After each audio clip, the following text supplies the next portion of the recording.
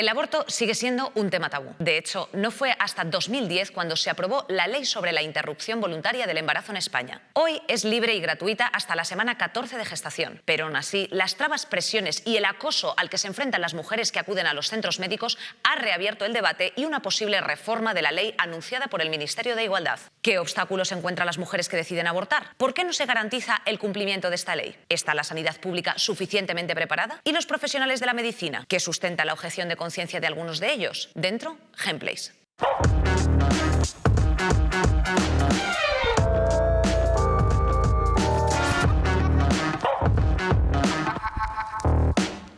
Buenísimas tardes, playseros, ¿cómo estáis? Yo, aunque hoy mi compañero Darío MH no me acompaña, no estoy sola para hablar de un tema importantísimo que afecta a millones de mujeres alrededor de todo el mundo y especialmente, en España ahora mismo está volviendo a salir a la palestra por una cuestión que os sonará probablemente, y es esto de la reforma de la ley del aborto. ¿Qué está pasando? ¿Cómo nos afecta? ¿A dónde nos dirigimos cuando tenemos una cuestión de estas características en nuestras vidas como mujeres? Y sobre todo, vamos a hablar hoy en profundidad de nuestro derecho al aborto. Vamos allá con el vídeo. Resultado de la votación, señorías. Presentes 262, sí 126, no 134, abstenciones 2, queda rechazado. En 2010 se aprobó en España la Ley de la Interrupción Voluntaria del Embarazo. Hoy es libre y gratuita en la sanidad pública hasta la semana 14 de gestación. Pero aún así, el 85% de los abortos se realizan en centros privados. Los obstáculos, las presiones y el acoso al que se enfrentan las mujeres que deciden abortar. Imagínate el destrozo que es tu hijo. ¿Qué tontería vas a hacer si tienes un hijo?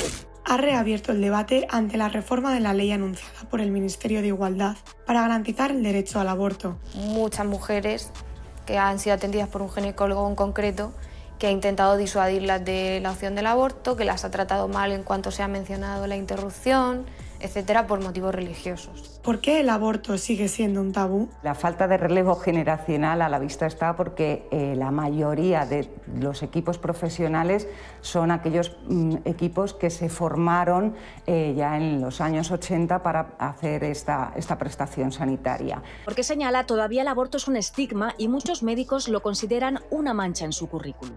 ¿A qué se enfrentan las mujeres cuando se plantean abortar? Recreaciones de ataúdes infantiles, pancartas con mensajes antiabortistas y juguetes de fetos humanos. Así es el acoso que han sufrido 8.000 mujeres a las puertas de las clínicas que practican interrupciones voluntarias del embarazo desde 2010. ¿Cómo y dónde se llevan a cabo los abortos en España? Cada año 6.400 mujeres abortan en otra ciudad o comunidad autónoma que no es la suya. En muchos casos porque los sanitarios del sistema público se declaran objetores de conciencia. ¿Hay que regular el derecho a la objeción de conciencia? Es un conflicto de intereses de derechos, el derecho al aborto de la mujer y el derecho natural a la vida de ese ser que se está gestando dentro de la madre. Entonces sientes que ese derecho no existe porque lo que están intentando hacer es que no lo ejerzas. El mensaje que se te envía constantemente es que no puedes hacerlo, que está mal. Tuvieron que trasladarse porque todo el departamento de ginecología de su hospital público se declara objetor de conciencia.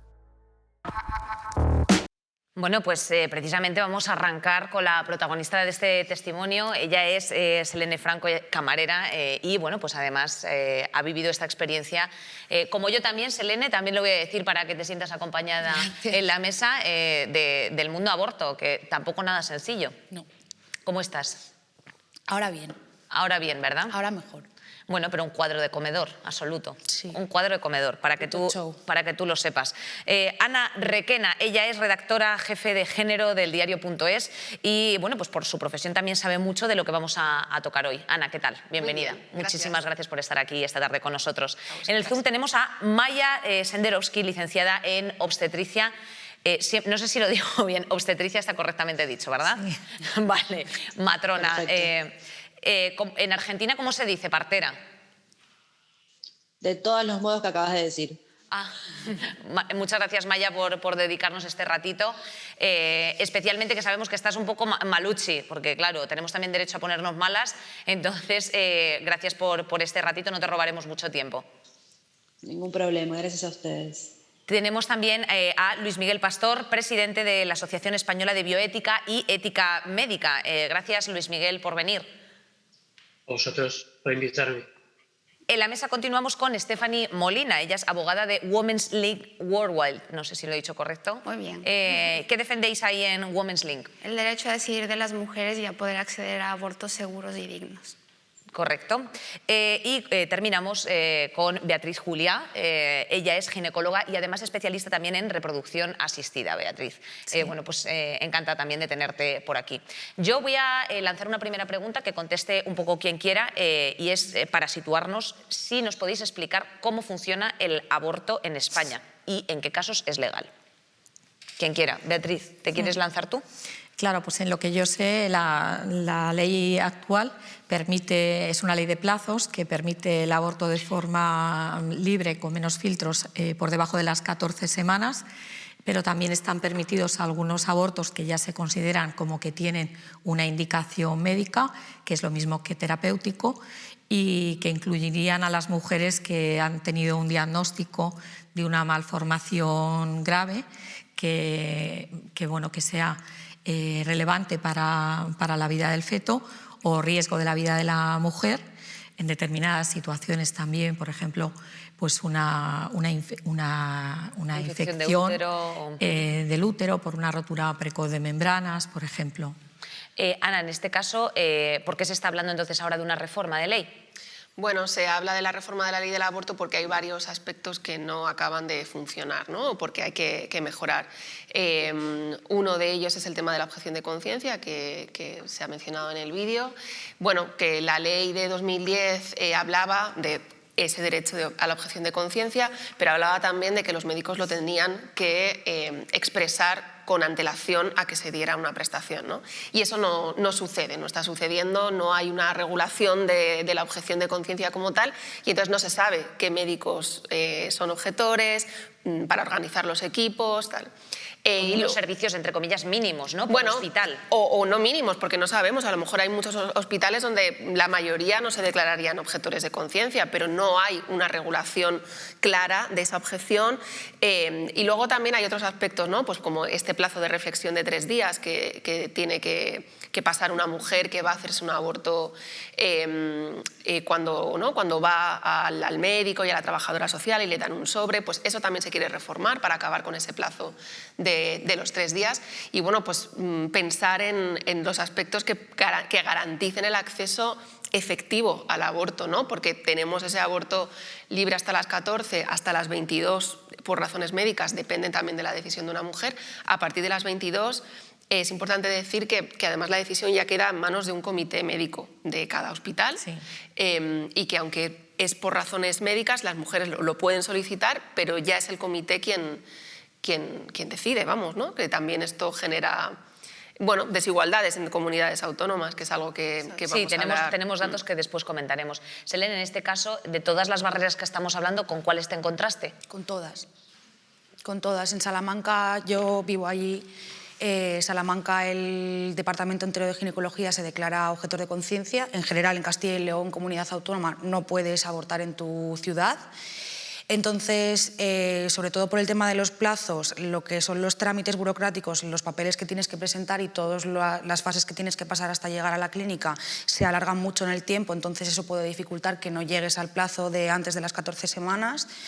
Y bueno, pues que te encuentras muy juzgada durante todas las fases, te lo dificultan un poco. Generalmente son mujeres las que te atienden en muchas de las fases y se te cuestiona constantemente, como que se ponen muchas trabas para que tú en cada fase del proceso te vuelvas a replantear si has tomado la decisión correcta. Aparte de lo de los 3 días que te mandan a casa a reflexionar, yo por suerte no tuve que hacerlo porque mi trabajador social decidió que no, pero sí que es cierto que te encuentras muchas barreras en todo el proceso.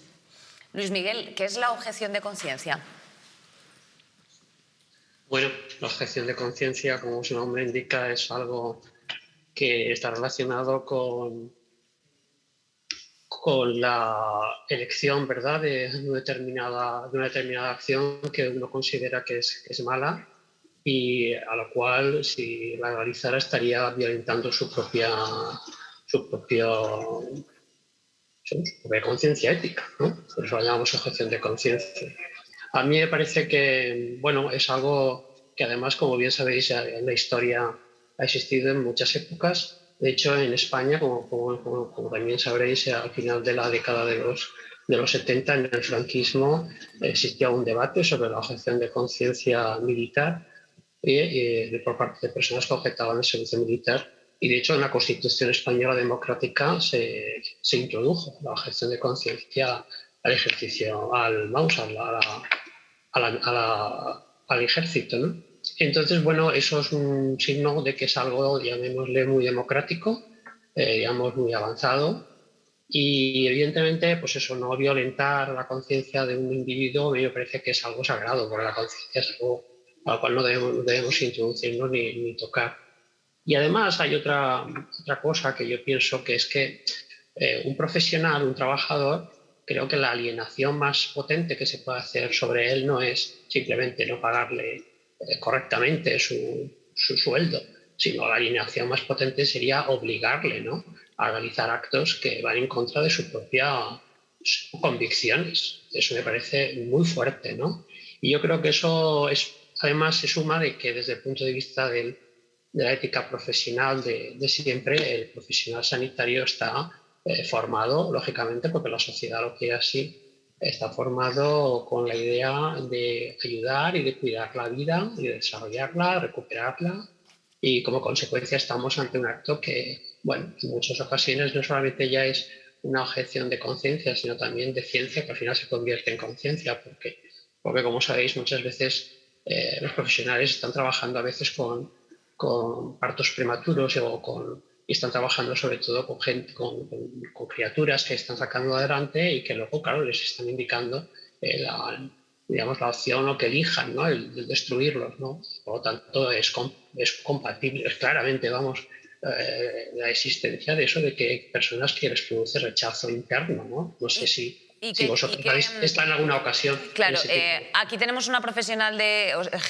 ginecología, no sé, en este sentido, Beatriz, que has levantado la mano. Sí, que me gustaría matizar que, bueno, que la opinión de este médico no representa la opinión de la mayoría de los profesionales de la ginecología y que existen otras maneras de verlo. Yo, en mi caso, esa contradicción que tú expresas entre dar vida y, por otro lado, presuntamente quitarla, en mí no se da, porque yo me dedico precisamente a ayudar a las mujeres que quieren quedarse embarazadas.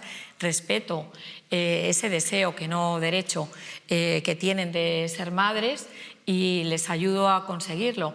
Y de la misma manera, a mí mi conciencia me dice que debo de facilitar que las mujeres puedan ejercer también su derecho a decidir si quieren ser madres o no quieren serlo o no pueden serlo, porque no creo que para ninguna mujer es ningún plato de gusto, ni por muy claras que se tengan las ideas, decidir tener que interrumpir un embarazo. Sin embargo, pues yo como profesional es que no me planteo cada vez que he tenido que hacer un aborto, yo no me planteo que esa es mi responsabilidad moral. Lo que me planteo es que mi responsabilidad es que la mujer pueda hacer eso. No dudo nada, yo no dudo nada de lo que tú dices. Sí, el hecho es que es verdad de lo que estás diciendo, pero al mismo tiempo hay un porcentaje, como se ve, muy alto, que sí que lo hace. O sea, la situación es plural, en la sociedad democrática la pluralidad es algo evidente y palpable, es una realidad, la diversidad. Es plural, pero no se puede tener en un servicio público que está obligado a garantizar unas prestaciones, no se puede tener una situación que además me parece ficticia, porque la aceptación social ahora mismo del aborto es mayoritaria, o sea que hay un avance social. Y es imposible que todos los profesionales de un servicio público casualmente son todos objetores. Muchas veces aquí hay una cierta hipocresía o cobardía, porque la cuestión es que es un trabajo que no está bien visto, que profesionalmente a lo mejor no aporta grandes alegrías, que es una sobrecarga laboral, y encima en muchas ocasiones lo que aporta es un enfrentamiento con el jefe de servicio que se permite que sea objetor. Y bueno, no digo que no pueda haber un jefe de servicio objetor de conciencia, pero debe ser una persona que a la vez tiene que tener un compromiso firme con el cumplimiento de la ley y con la facilitación de que los profesionales de su servicio no se sientan acosados ni coartados en su libertad. Vamos a volver otra vez al tema un poco respecto de la colisión con la ley. Sí. Efectivamente, no sé si Estefany, tú como jurista y desde la asociación, vosotras, ¿cómo planteáis efectivamente este derecho de la mujer frente a la colisión que supone el tema de la objeción de conciencia? Porque como bien antes ha comentado Selén, tenemos a Teruel, Ávila, Palencia, Segovia, Zamora, Cuenca, Toledo y Cáceres que no han notificado ni un solo aborto entre 1988 y 2018. No hay ni una notificación de aborto. Pues a mí me gustaría como primero matizar algo que es importante mencionar, y es que estamos de acuerdo en que la objeción de conciencia es un derecho de los médicos y de las médicas. O sea, estamos de acuerdo en que está reconocido en la ley para los médicos y las médicas que están directamente vinculados con el servicio de salud, que es el aborto. Pero lo que no puede ser, o lo que no es objeción de conciencia, es negar información a una mujer, retrasarle la información sobre el estado de salud de la mujer o del feto en ciertas circunstancias. Eso no es objeción de conciencia, eso es obstrucción del acceso al derecho al aborto. En esa medida, en cuanto se convierte en un obstáculo para acceder al aborto, deja de ser un derecho. O sea, que prevalece entonces en este caso la posibilidad de la interrupción voluntaria del embarazo o el objetar conciencia. El derecho a la objeción de conciencia se tiene que hacer de forma previa y por escrito. Si se hace así, está bien, porque no colisiona con el derecho al aborto. Y así se garantiza que esas mujeres puedan acceder en condiciones de igualdad y de dignidad al servicio. Claro, porque también aquí juegan, que es lo que hemos hablado antes con Selene, que juegan los tiempos. Claro, o sea, para entrar dentro de la legalidad. Y además que en mi caso, por lo menos personal, yo me enteré a las 8 semanas, o sea, quiero decir, con un test negativo y con un falso periodo, porque era un cambio, por así decir, de método anticonceptivo. Entonces, claro, en este caso, ¿qué pasa si se me pasan 2 semanas más? Pues que ya no puedes acceder a ello. Correcto, correcto. Yo creo que hay varias cosas, ¿no? Una, el tema de que la objeción se da por ese conflicto ético de conciencia, porque se supone que un médico está para dar vida, no para quitarla, ¿no? Bueno, este argumento yo creo que cuidado, ¿no? Porque yo creo que precisamente acceder a un aborto seguro y gratuito es lo que garantiza la vida de las mujeres, que es la vida de los sujetos jurídicos que estamos aquí. Esa es la vida que hay que garantizar y que hay que cuidar primeramente. Entonces, en ocasiones estamos hablando de que se están negando en la sanidad pública abortos terapéuticos. Entonces, ahí la objeción de conciencia ya va un paso más. Estamos hablando de que hay mujeres que han perdido el útero o que han tenido graves complicaciones de salud porque han tenido que irse de comunidad autónoma para abortar, porque tenían un embarazo avanzado y que era deseado, pero que ha sucedido un contratiempo médico y han tenido que abortar. Es decir, esto es grave, porque ya estamos hablando incluso, ¿no?, de abortos indicados médicamente. Y luego que es que efectivamente, ¿no?, yo creo que la objeción de conciencia efectivamente es un derecho. Y yo creo que lo que tenemos que hacer es ver la manera en la que eso se regula para que sea compatible con el derecho al aborto. Lo que no puede ser es que la objeción de conciencia esté impidiendo que las mujeres no accedan al aborto. Entonces, regulemos para que esa objeción se haga efectiva por adelantado, y lo de que es mayoritaria no lo sabemos porque no tenemos, efectivamente, no existe un registro, y lo que nos dicen, ¿no?, muchos servicios es que, bueno, pues como el jefe de servicio no quiere, no se hace aborto en ese servicio, pero que a lo mejor en ese servicio hay muchos médicos que estarían dispuestos, o como hacer un aborto está penalizado profesionalmente o te ponen solo a hacer abortos, pues hay muchos médicos que dicen, oye, yo no objetaría, pero es que me lo ponen muy difícil porque me dicen que entonces solo tengo que hacer abortos. Es decir, que hay muchos otros elementos que confluyen ahí más allá de la objeción. Hay una cuestión aquí que también me parece interesante respecto de la formación que reciben los ginecólogos en la carrera y las ginecólogas. ¿Se estudia esto? En la carrera a lo mejor no se profundiza, pero lo mismo que en muchos otros temas, pero en la especialidad los conocimientos básicos, o por lo menos los teóricos, sí que se adquieren. Lo que sucede es que, claro, evidentemente, cuando una cosa no se hace, pues los abortos de semanas más avanzadas requieren a lo mejor un poco más de pericia, y sí que puede existir alguna carencia en ese sentido, igual que se están perdiendo también otras habilidades como atender partos en posiciones de nalgas, que bueno, si no se hacen, las nuevas generaciones pues no tienen esa experiencia. Pero en general, para lo que es hacer un aborto hasta las 14 semanas, yo creo que cualquier ginecólogo está preparado, no se requiere tampoco una formación súper especializada. Es un legrado o un aborto médico hasta la semana 9, que está permitido. Pero bueno, hay un tema de voluntad política que a mí me parece interesante remarcar, ¿no? Porque a mí nadie me ha preguntado si soy objetora o no, y yo vengo de un servicio donde hemos hecho bastantes interrupciones de embarazo en los años 90. Hemos sido incluso estigmatizados, y un servicio referente en el tema del aborto se nos llamaba el Hospital de Nuestra Señora del Kremlin o Legranés, en alusión a la palabra legrado, ¿no? Y nosotros teníamos un porcentaje de no objetores que superaba el 50% en nuestra plantilla, y sin saberlo, de la noche a la mañana hay una decisión de tipo político. Bueno, ya sabéis todos que en la Comunidad de Madrid gobierna el PP, y de repente esta prestación se empieza a derivar a las clínicas privadas y solamente se siguen realizando algunos abortos terapéuticos de forma puntual, y que creo, por lo que me he enterado estos días, que ni están registrados como tales en la Comunidad de Madrid. Y yo no lo entiendo, porque si nosotros nunca nos hemos negado a atender a nuestras pacientes del área, de repente esto se ha dejado de hacer. Y bueno, me pregunto y no entiendo cómo un servicio público deriva. Es como si yo digo, pues mira, las que se vayan a hacer ligadura de trompas o las que se vayan a operar de mioma se van a ir todas a las clínicas privadas de la ciudad o incluso de otra provincia. Pues sería un sinsentido.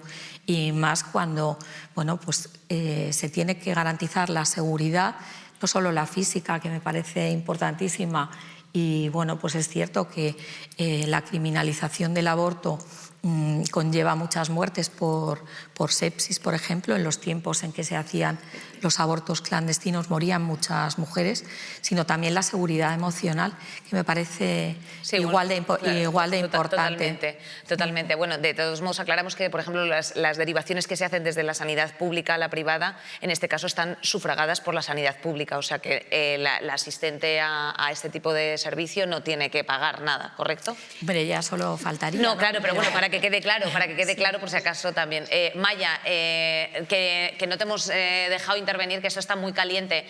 ¿Cómo está la situación en Argentina ahora mismo? ¿A qué situaciones os enfrentáis las ginecólogas y bueno, pues un poco en todo este panorama? Con respecto a lo que es la objeción de conciencia, aquí es algo individual. Por lo que es la ley, las instituciones no pueden declararse objetoras de conciencia, y el profesional que se declara objetor de conciencia debe garantizar la derivación de la usuaria que viene a solicitar la interrupción voluntaria del embarazo dentro de las 72 horas. Un poco con respecto a esto que estaban hablando ustedes. Con respecto a la objeción de conciencia, bueno, es eso. Acá se está trabajando muy bien a partir de que salió la ley. Me parece que más allá de, y esto es una opinión personal, de la objeción de conciencia, sí, objeción de conciencia o no, me parece que es una cuestión de que la mujer o la persona gestante que decide interrumpir esa gestación lo va a llevar adelante, sea como sea, ayudada por el sistema de salud o de forma clandestina, con las consecuencias que comentaban antes que esto puede tener, no solamente para esa persona, sino para las personas que lo rodean y para las familias. Entonces, esto es algo que también se está trabajando muchísimo desde que tenemos la ley, desde lo seguro, desde lo legal, desde lo gratuito, desde lo voluntario. Nadie va a obligar a nadie a abortar porque existe una ley. Es como lo mismo que se comparaba cuando salió la ley del divorcio. No quiere decir que porque haya una ley te vas a tener que divorciar. No quiere decir que porque haya una ley vas a tener que abortar. Es simplemente que la persona que decida hacerlo tenga el lugar y el acompañamiento que toda esa situación amerita. Vamos a retomar un poco con esto que estábamos hablando de la dimensión psicológica y social bueno, pues de esta decisión. Que, por cierto, en ningún momento se han mencionado aquí bueno, pues los acompañantes o la situación que puede también envolver a otros involucrados al efecto, que dejaremos ya pues, poco menos que para el final. Pero ahora yo quiero saber un poco pues, cuáles son las fases, Helene, cuando tú te enfrentas a lo primero, desde que te enteras hasta que pasa la movida. A ver, tú llegas a esta situación en tu vida, en tu casa, pues te sientas en tu sofá, te tomas una agüita y te lo piensas tranquilamente, y una vez que has tomado una decisión, no existe información de ningún tipo a la que tú puedas acceder para saber que puedes acceder al sistema sanitario público para realizarte un IVE. Yo tuve la suerte de que una amiga había pasado por una situación así, no la suerte, pero bueno, que ella pudo informarme de cuáles eran los procesos, entonces yo pues decidí interrumpir el embarazo y hacerlo por la sanidad pública, porque no tenía medios económicos para hacerlo de otra manera. Y empiezas, pues eso, un periodo como de unas 2 semanas y media en que tienes que realizar pues todos estos trámites. 2 semanas y media de trámites en los que tú tienes una situación hormonal, anímica. Sí, tienes todo tu cuerpo generando un montón de hormonas que además te hacen pensar que estás súper feliz, te levantas todos los días hiper feliz, como si estuvieses tomando la peor decisión de tu vida, porque tu cuerpo te engaña y eso es una realidad fisiológica. Aparte de las dudas que te pueda generar esa situación, porque en mi caso yo tengo un deseo enorme de ser madre, pero con 18 años no tenía ni los medios, ni la capacidad, ni las ganas de llevar a término ese embarazo, precisamente porque si quiero ser madre quiero traer una vida digna a este mundo y quiero hacerlo de una manera digna también para mí y que sea cómoda para una maternidad feliz de alguna manera. Entonces, pues empiezas los trámites que se alargan mucho en el tiempo. Yo justo me dio la casualidad de que cuando terminé de hacer los trámites y me dieron la cita a la que me derivaban en Valladolid, empezó la pandemia y nos confinaron. Entonces tuve que desplazarme a Valladolid en pandemia. No hay en ningún momento acompañamiento psicológico, no se te ofrece esa opción dentro del sistema público, nadie te dice que puedes acceder a un psicólogo para acompañarte en esta situación. Los sanitarios que te atienden tienen una actitud un poco, pues eso, de cuestionamiento constante, te ponen la ecografía para que la veas, te consultan te preguntan constantemente si lo has consultado bien, si has hablado con tus familiares, si hay alguien que te haya dicho que no estás tomando la decisión correcta, y una vez has pasado esas 2-3 semanas de trámites, pues llegas a la clínica a la que te has tenido que desplazar después de 1 hora de viaje y la hora de viaje que te supone volver a tu ciudad, y en la clínica pues como que de nuevo hay un asistente social que te pregunta si estás segura de tu decisión, minutos antes de entrar a un quirófano en el que estás consciente durante todo el proceso y en el que te repiten... Porque no te sedaron, por así decir, solamente era una anestesia local. Es anestesia local. Y te repiten también muchísimo que la intervención dura 8 minutos. Son 8 minutos, son 8 minutos. Yo sé que son 8 minutos, pero estoy escuchando cómo me raspas el útero por dentro y cómo lo aspiras. Entonces, quizá el sanitario que está ahí a tu lado podría intentar hacerlo de una manera pues un poco más sensible contigo para que no estés pensando qué es lo que está pasando ahí abajo y además estás consciente, que intuyo que en este momento de la historia en el que estamos, con los avances médicos que hay, habría alguna manera de hacerlo un poco menos traumático para nosotras. Beatriz. Sí, a mí me está sorprendiendo que no le hayan dado a elegir la posibilidad de una sedación. De una anestesia general. No, y además yo consulté esto y me dijeron que no entraba dentro de la sanidad pública. Yo es que en la experiencia sé que se hacen con bloqueo paracervical, que es la anestesia local que se utiliza cuando hay alguna contraindicación de tipo médico o especialmente la mujer pudiera querer ese tipo de anestesia, pero en mi experiencia siempre hacíamos las interrupciones de embarazo con sedación, porque me parece mucho más llevadero para la mujer, porque efectivamente oír la alegra raspar o el ruido del aspirador, pues yo creo que es muy muy traumático, muy desagradable. Yo la conclusión que saco después de eso es que a mí ese sonido no se me va a olvidar en la vida y que es una traba más, es decir, que tú recuerdes de por vida qué es lo que es un aborto y que si de alguna manera ese sistema puede conseguir que una vez tú o después de haber abortado no recomiendes un aborto a nadie, haya ahí una traba más para que siga existiendo ese bloqueo con el tema del aborto, porque es muy traumático y yo sinceramente pienso que hay muchas maneras de hacerlo bastante menos traumático. Es que de hecho en algunos sitios va por comunidades autónomas, pero efectivamente hay sitios donde si quieres la sedación completa, creo que ha habido casos donde la tienen que abonar las mujeres. Correcto. Sí. Bueno, yo en mi caso fue sedación completa y costaba completo 300 euros. Tienes que pagar 100 euros más o no sé qué si quieres la sedación completa. En otros sitios en una sala con más gente. Sí, en otros sitios sí que la sufragan, en otros no. Esto es lo que no debería ser. Claro, ¿no? Pero yo no he visto que en ninguna otra prestación en un hospital público te digan ni si quieres anestesia te la tienes que pagar aparte. Pasas luego por caja y la pagas. Me parece un poco una pasada. Hay una cosa que me gustaría comentar que acaba de decir Selene que es muy importante. Sobre una de las barreras más terribles que hay aquí en España es la falta de información. Y es que como la gestión sanitaria es por comunidad autónoma, la información difiere entre comunidad y comunidad, claro. ¿no? O sea, si una mujer necesita saber a dónde tiene que ir, con quién tiene que hablar, cuáles son los pasos, esa información no existe. A día de hoy no existe. La información que hay es un copia-pega de la ley en las que hay suerte que haya, ¿no? En las consejerías de sanidad donde hay suerte que existe esa información. Pero es que esas mujeres sin información se enfrentan a muchas más barreras por esa falta de transparencia sobre el acceso, ¿no? Y sobre cómo se accede efectivamente al derecho, ¿no? Y ahí sí que interviene la voluntad política que hablábamos antes. Luis Miguel, ¿cómo podemos hacer para mejorar esta situación que acaba de escribir Selene? Bueno, vamos a ver, yo creo que estamos, como estáis comentando, ante una prestación sanitaria tal como está contemplada en la ley. Las prestaciones sanitarias como todas, tienen que cumplir una serie de condiciones. Y de hecho, yo creo que habéis exagerado un poco estigmatizado también a los profesionales, como parece como que son los que producen toda una serie de inconvenientes.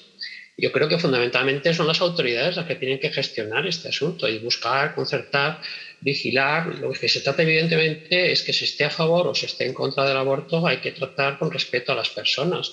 Eso es evidente y es claro. Y entonces, bueno, pues en este caso pues son ellas las que tienen que gestionar todos estos aspectos que estáis comentando. Sí que puedo deciros una cosa que ha sido comentada también.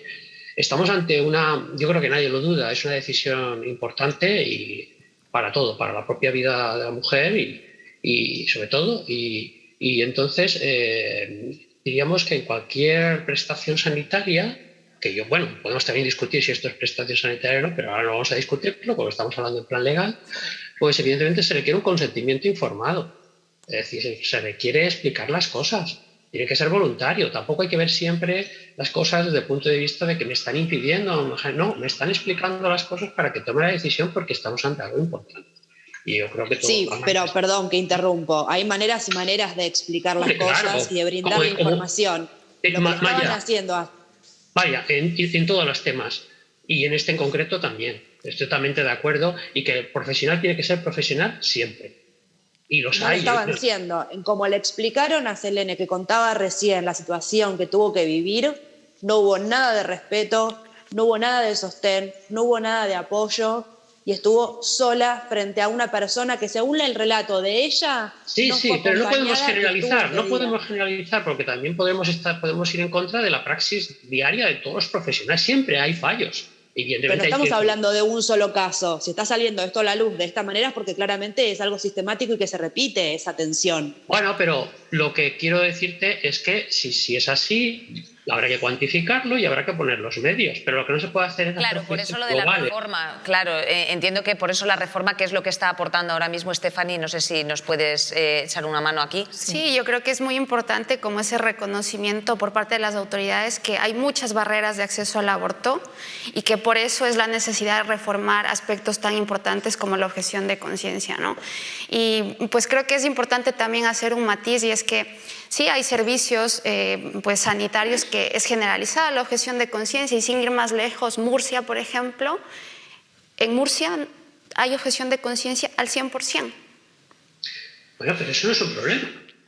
Hombre, es un problema en el momento en el que si tú no tienes recursos económicos y eres de Murcia, de Cartagena, y necesitas interrumpir tu embarazo por lo que sea.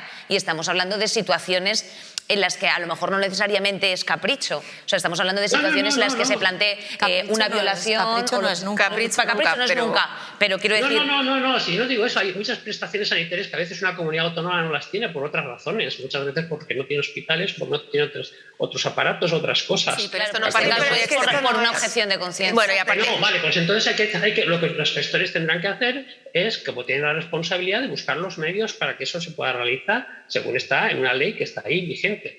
¿Vale? Yo sí, eso aparte lo del 100% de la objeción también es eso relativo, porque también han aparecido ginecólogos de hospitales de Murcia que han dicho que no son objetores, pero que al final... Sus jefes de servicio. Exacto, ¿no? Lo que comentábamos antes, los jefes de servicio lo son, y se genera como ese silencio en el que nadie regula y nadie tal.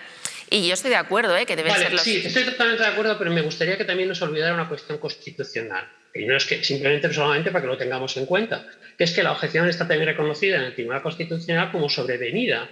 Es decir, cualquier profesional puede cambiar de opinión en un momento determinado, y eso está también es lícito dentro de su... y legal en este momento también en el Constitucional. Ahora, todo lo que estáis planteando me parece estupendo en el sentido de que decís, bueno, pues habría que mejorar estas cosas para las personas que desean esta prestación, ¿vale? Pero no intentemos tampoco involucrar a todos los profesionales o ponerles una etiqueta.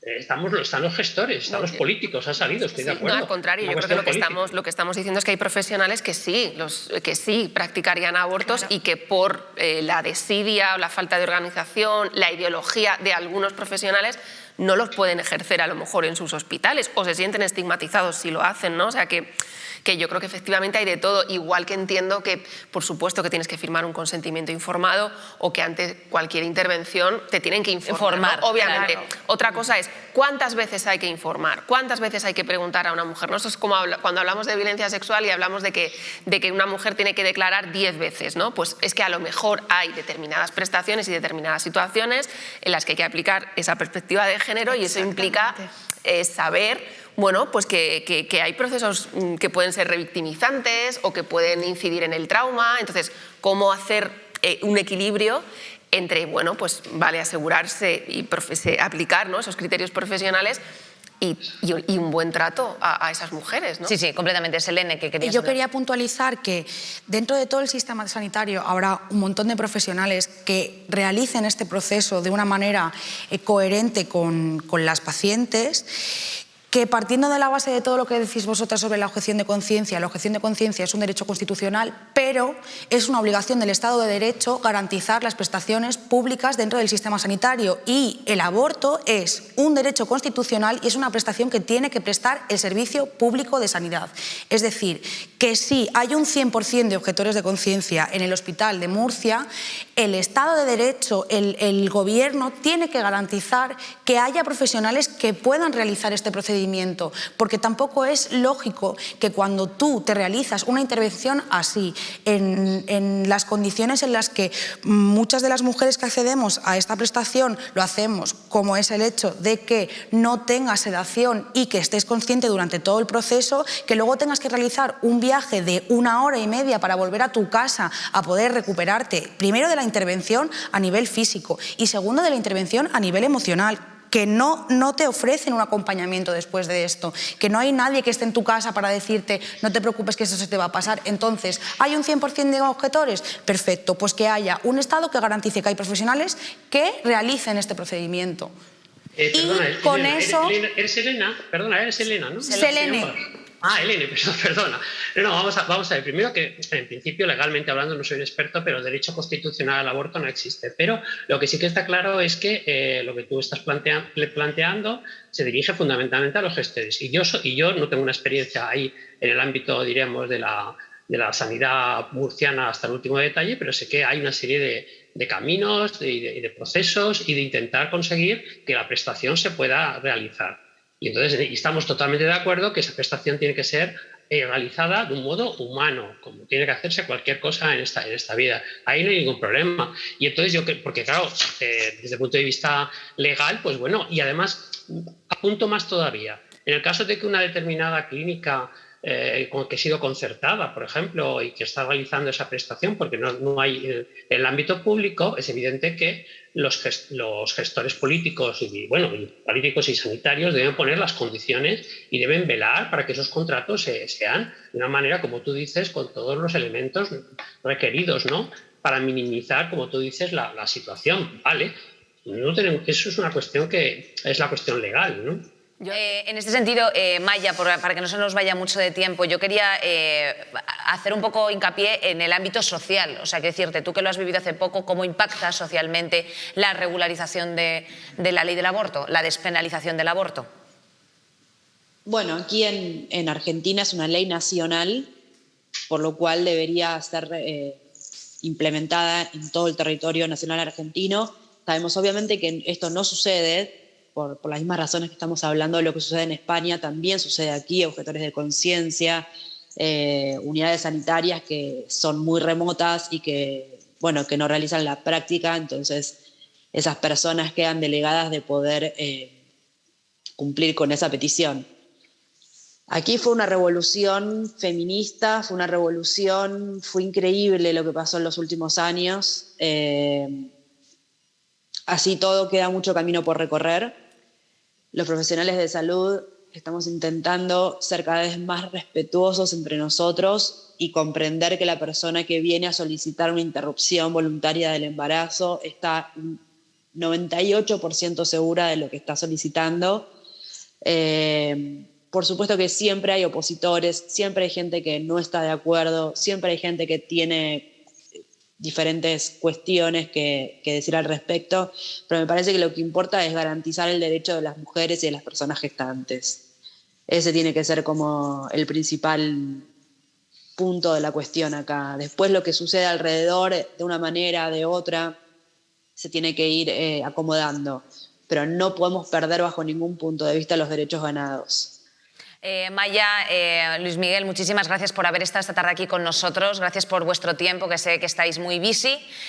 Os despedimos, os mandamos un abrazo muy fuerte y pues para seguir un poco charlando de estas cosas, yo no sé si creéis que todas las experiencias de aborto son traumáticas necesariamente o también pueden ser algo liberador, por así decir. Sí, yo creo que las experiencias de las mujeres son diversas, todas las mujeres somos diversas y las experiencias también, ¿no? Y muchas mujeres que deciden abortar es porque están en circunstancias de su vida que así lo deciden hacer, ¿no? Entonces creo que hay un mito sobre el aborto que tiene que ver con el estigma del derecho y es que todos los abortos son traumáticos. Y creo que lo que le hace traumático al derecho o el acceso al derecho son las trabas y las barreras a las que se enfrentan las mujeres, que genera trauma en ellas, ¿no? No quiero decir que hay situaciones que son terribles de las mujeres que conocemos y pues muchas hemos estado de cerca con ellas, que son duras, pero que muchas de las mujeres sienten un alivio cuando finalmente pueden interrumpir sus embarazos, se liberan de angustia, de tensión y pues pueden seguir adelante con sus proyectos de vida, con sus planes, con muchas cosas que han estado deteniendo quizás por esa presión también social de que es malo, de que es un tabú, que te estigmatiza, pero que en realidad creo que hay que quitarle el estigma y reconocer y reafirmar como los movimientos feministas de todo el mundo que el derecho al aborto es un derecho y no es un favor. Y que en esa medida los estados y las autoridades lo tienen que hacer posible, ¿no? Es decir, que podamos acceder al derecho sin ningún tipo de obstáculo. Correcto. Beatriz.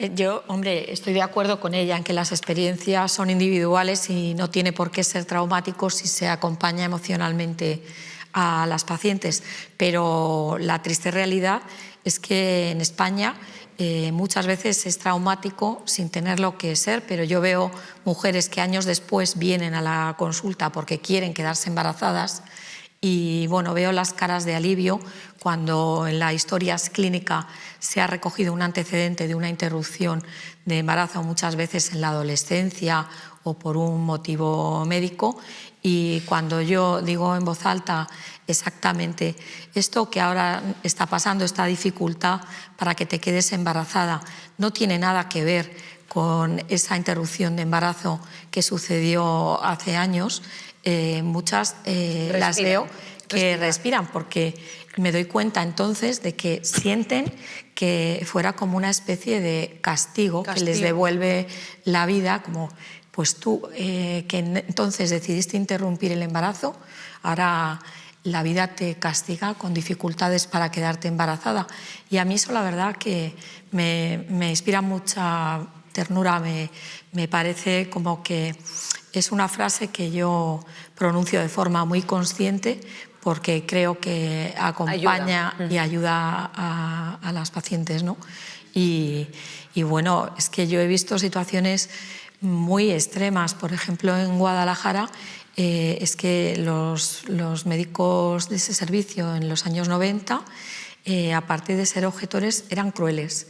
Se pasaban por la habitación y si leían, uy, no la voy a ver porque soy objetor, como si la mujer contaminara, e incluso se permitían juzgarlas y decir palabras tan duras como asesina y cosas que, bueno, me cuesta recordarlo, me parece como que eso no debería nunca suceder y menos en un hospital público. Yo creo que no estamos para juzgar a las mujeres, o sea que para mí yo no asumo ninguna decisión, simplemente acompaño igual a las que quieren interrumpir el embarazo que a las que se sienten frustradas porque no consiguen tener un hijo, ¿no?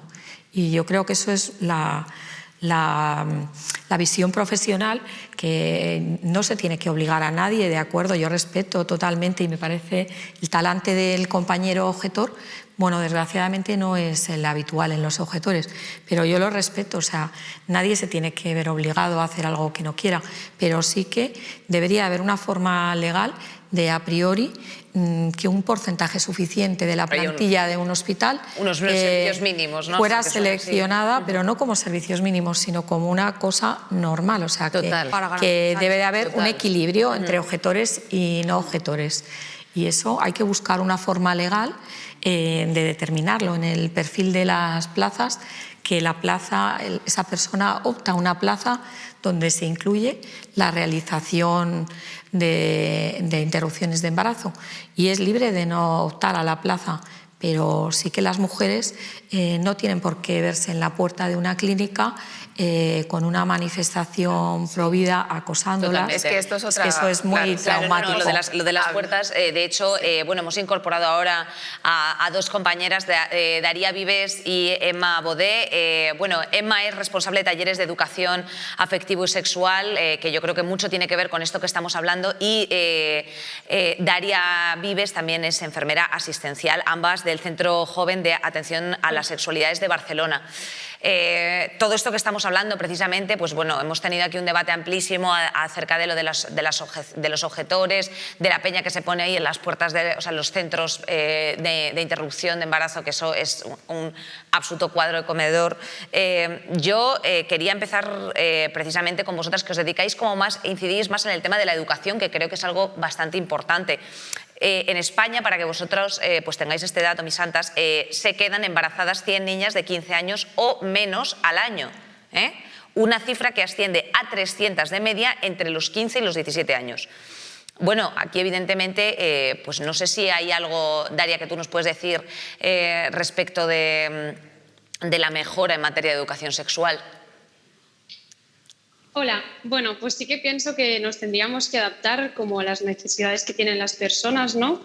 De una manera inclusiva y positiva para tal de, pues, reforzar todos los elementos protectores para poder vivir una sexualidad, pues, con placer, con autoconocimiento, con respeto y todo esto, y que no sea en base a desconocimientos y que esto pues nos lleva a miedos, a estigmas y a todo lo que habéis comentado ya anteriormente. Emma, ¿qué se enseña en los talleres afectivos sexuales?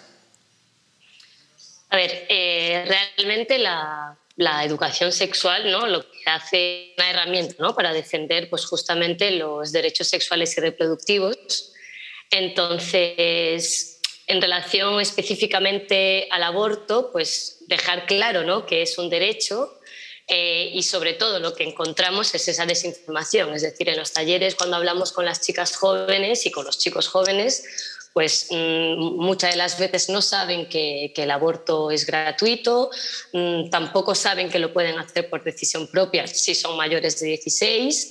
Entonces, bueno, pues en los talleres de educación sexual lo que intentamos es fomentar, ¿no?, el empoderamiento individual, ¿no?, con nociones de autoconocimiento, autocuidado, ¿no?, el conocer nuestro cuerpo, evidentemente pues eso, promover la salud sexual y reproductiva, ¿no?, desde la prevención, porque claramente se ha demostrado que cuanto más información hay, cuando hay un programa de educación sexual bien establecido, pues por ejemplo el número de embarazos de jóvenes adolescentes disminuye, ¿no?, porque es eso, al final lo que desde el prisma desde el cual trabajamos es de la prevención de los comportamientos de riesgo, básicamente. De hecho, bueno, voy a hacer una pregunta que también va un poco para la mesa, para que me responda un poco Ana y quizá también Daria.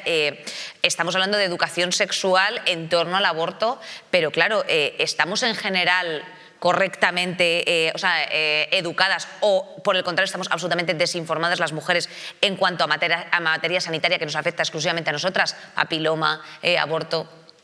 ¿Tú qué dirías, Ana?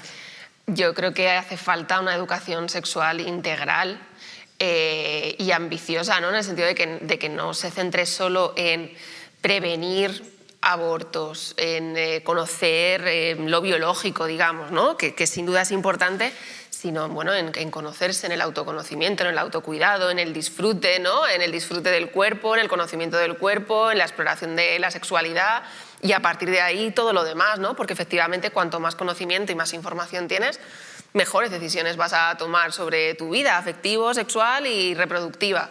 Entonces, yo creo que falta, ¿no?, que esto es otra cosa interesante, ¿no? Muchas veces quien está también, quien es muy beligerante contra el aborto, también lo es beligerante contra una educación sexual integral, ¿no? Y entonces están hablando de que no, los padres puedan decidir si sus hijas y sus hijos acuden a esas charlas o reciben esos talleres, esa información en los centros educativos. Pues entonces no queremos una cosa, tampoco queremos la otra, aparte de que debería ser un derecho, ¿no?, de las personas, es un derecho de los hijos, de los niños y de las niñas, más allá de lo que piensan sus padres. Absolutamente, y estábamos comentando precisamente antes de que entraseis vosotras, Daria, bueno, pues que llevamos aquí una hora hablando de mujeres, pero ¿qué pasa con los hombres? Daria, ¿a los hombres no les va ni les viene este asunto o qué pasa? Claro, con esto lo que también queremos reforzar, con lo que ya hemos dicho anteriormente de la educación sexual, que no solo es para las mujeres, sino también a los chicos, a los hombres, informarles de todo lo que tienen que hacer para prevenir embarazos no deseados o lo que sea. Para despedirnos de vosotras, Daria, ¿crees que el aborto dejará de ser un tema tabú en el futuro? Bueno, pues esperemos que sí, la verdad. La verdad es que cada vez que la gente se hace mayor está menos tabú este tema, porque nosotras tratamos también con personas menores y desconocen completamente todo este mundo. Y entonces yo pienso que a la larga se tendría que acabar aceptando como cualquier otra cosa, sin que sea un tabú, sin que sea un objeto mal visto o lo que sea. Emma, desde vuestra experiencia ya para ir despidiendo un poco, las personas que acuden a vuestros talleres, o sea, acuden sin ningún tipo de información, con algún tipo de información, ¿qué es lo que más se pregunta a la gente y qué mensaje les puedes lanzar desde tu posición un poco como formadora? A ver, realmente, pues por ejemplo en el centro donde trabajamos impartimos talleres a población de todo tipo. Entonces, al final, el nivel de información que tengan, infelizmente, depende de la voluntad del centro, ¿no? Ese es el problema justamente de que la educación sexual no sea obligatoria y que no sea integral, que se generan desigualdades, ¿no?, de información entre los jóvenes adolescentes que han tenido la suerte quizás de que su centro les quiera aportar este tipo de informaciones, al centro que no le interesa, que no va a dar ninguna información sobre este tipo, ¿no? Entonces, al final, pues es eso, depende muchísimo, y de ahí la necesidad de que se empiecen a hacer leyes y que la educación afectivo-sexual, ¿no?, porque también está toda esta dimensión de la afectividad, de las emociones, de cómo poner nuestros límites, de cómo comunicarnos, ¿no?, porque al final la sexualidad también es comunicación. Entonces, hasta que no sea obligatoria y hasta que no esté incluida en el currículum sexual, el currículum escolar, poco vamos a avanzar. Total. Sí, porque al final los talleres, claro, imagínate, pues no es 1 hora y media de taller muchas veces. Entonces, en 1 hora y media de taller... En todo un año, pues sí, claro, o sea, se te queda ahí todo y más. Emma, Daria, muchísimas gracias por haber estado un ratito, aunque breve, con nosotras, pero muchas gracias por vuestra labor. Os mandamos un abrazo enorme y bueno, pues esta es vuestra casa. Claro, ¿qué les digo? ¿Que no lo es? Pues sí, porque sí lo es. Vamos a ir cerrando un poquito nosotras el debate con unas pequeñas... Sí, van a ser como unas conclusiones, unas reflexiones finales, un poco lo que queráis aportar que se haya quedado en el tintero. Ya sé que nos daría para 10 programas todo este temazo, pero bueno, pues si queréis empezamos así en orden. Yo lo suelo hacer así, pero si tú quieres hablar ya, yo te dejo. No. Me puedo esperar. Es que quería decir algo en relación con lo de los 16, 17 años, pero puedo unirlo a las conclusiones. Bueno, si quieres añadirlo, sí, añádelo si quieres. Sino que a mí como madre es verdad que me hubiera gustado, si una de mis hijas hubiera solicitado una interrupción de embarazo, haber estado informada, pero para poder acompañarla. Pero eso no quiere decir que pienso que no debe ser necesario el permiso de uno de los padres para que se pueda llevar a cabo un aborto con esa edad, porque no entra en mi cabeza que una persona, ni siquiera tu madre, puede obligarte a tener un embarazo y tener un hijo que tú no deseas tener. Entonces me parece bien, porque eso no quiere decir que pienso que muchas jóvenes hablarán con sus padres y sus padres podrán conocerlo, pero no debe ser un requisito. Estoy de acuerdo con la modificación que se hizo de la ley en este sentido en el año 2019, me parece que ha sido, y pienso que abunda un poco en los derechos de las jóvenes, ¿no? Igual que, bueno, pues desgraciadamente los tiempos con los que trabajamos a veces no te permiten, más que si tienes mucho interés, hacer un poquito de educación sexual a las chicas jóvenes que aparecen en nuestras consultas, y totalmente de acuerdo con las compañeras que han dicho que tiene que estar incluido en el currículum y no es una opción de los padres limitar con un PIN parental, por ejemplo, el derecho de los hijos a ser formados de una forma integral. No solamente hay que saber matemáticas, hay también que tener una formación como persona. Absolutamente. Selene.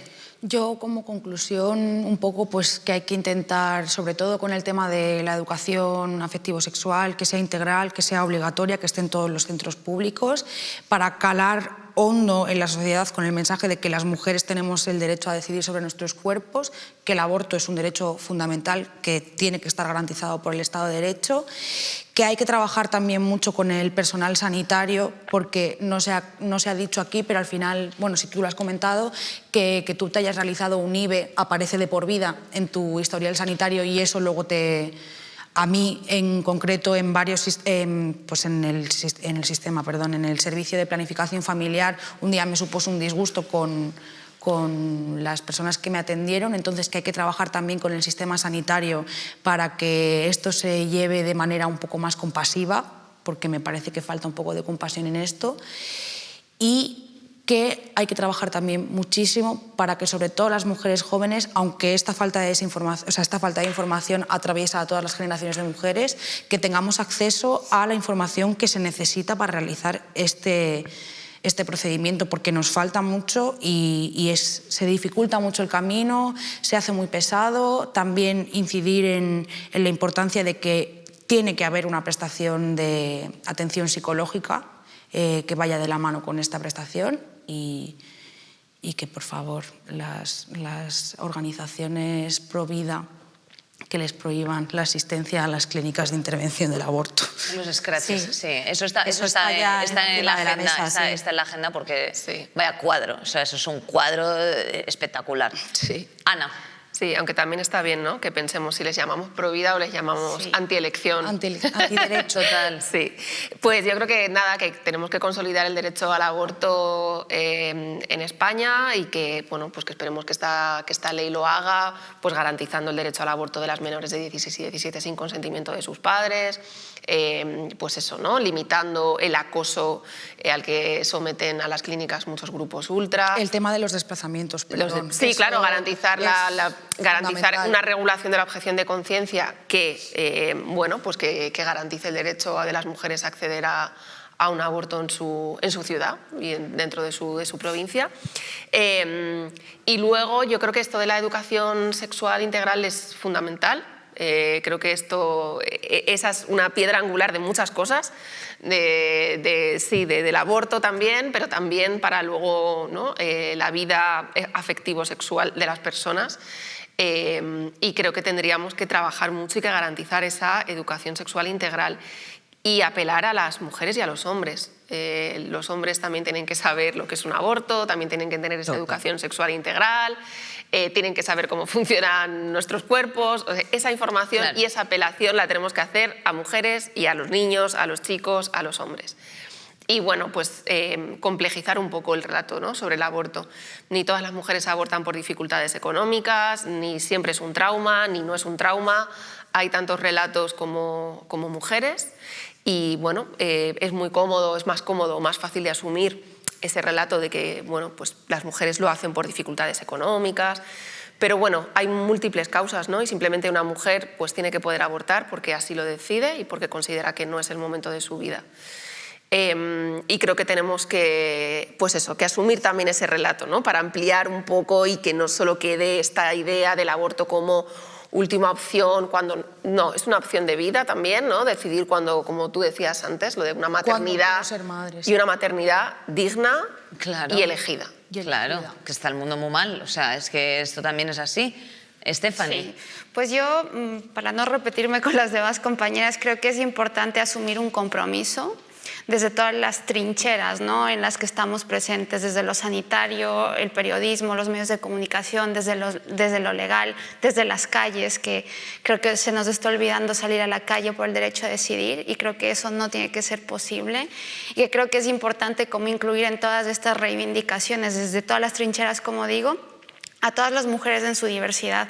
No olvidarnos de las mujeres migrantes en situación irregular, por ejemplo, que no tienen acceso a la sanidad pública y que por tanto tienen otra traba para poder acceder al aborto, ¿no? Entonces creo que si es que juntamos los esfuerzos desde todas las esferas, será posible eliminar las barreras de acceso al aborto e empujar a las autoridades a que las mitiguen y las eliminen legalmente, como es lo que está pasando ahora, ojalá para mejor.